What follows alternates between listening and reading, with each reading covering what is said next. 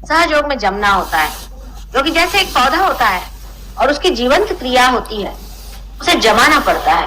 पहले ही जैसे ही बीज अंकुरित होता है तो कितना कोमल होता है सारा कुछ मामला, उसको बहुत संजोना पड़ता है, संभालना पड़ता है। फिर जब पेड़ अच्छे से जम जाए तो फिर चाहे कितने भी जोर से हवा चले, कोई भी आफत आ जाए, कितना भी झंझावात हो जाए, कोई डर नहीं होता। इसलिए ये चीज जानना चाहिए कि पाने के बाद आपको जमना है। तीसरी बात ये भी है कि बहुत से लोगों को भाषण सुनने की बहुत आदत हो गई। एक साहब आए थे, वो तो मेरे ख्याल से गुरु शॉपिंग करते हैं। उनसे मैंने पूछा, सब गुरुओं के पास जाए, मेरे पास भी ऐसे आगे झोला उठा करके गुरु शॉपिंग हो रहा है, चलो यहाँ भी कुछ खरीद लो। तो यहाँ मामला हो रहा है, यहाँ कोई आप शॉपिंग नहीं करते। भाषण से मैं नहीं संतोष पाती हूँ, भाषण ठीक है, उसमें भी आपकी कुंडलिनी मैं नचा रही हूँ और उठा रही हूँ, और पार जब तक आप नहीं होंगे तब तक मुझे संतोष नहीं होने वाला। और आप ही क्यों इस झमेले में फंसे हुए हैं, क्यों नहीं पार हो जाते? आखिर तो वही पाने का है, उसी को जानने का है।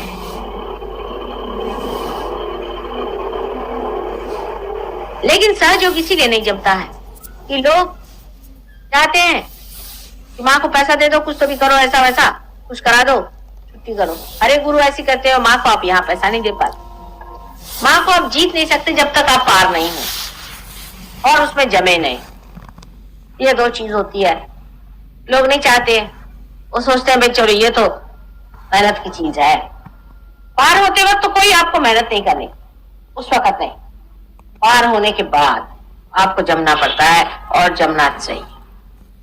समय आ गया है, ये समय की पुकार है, और इस समय की पुकार में अगर आप अपने को जागरूक न करें तो बड़ी मुश्किल होगी, बाद में बहुत बड़ी मुश्किल होगी, वो मैं आपको बताऊंगी। दूसरी बात ये भी है कि सहयोग में लोग जमते नहीं, उसके बाद बीमारियां हो जाती, उसके बाद वो मेरे पास आते हैं और कहते माँ हमें ठीक कर। सहयोग में आने के बाद लोगों ने डॉक्टरों के दरवाजे बंद कर दिए, उनके घर नहीं जाते आप।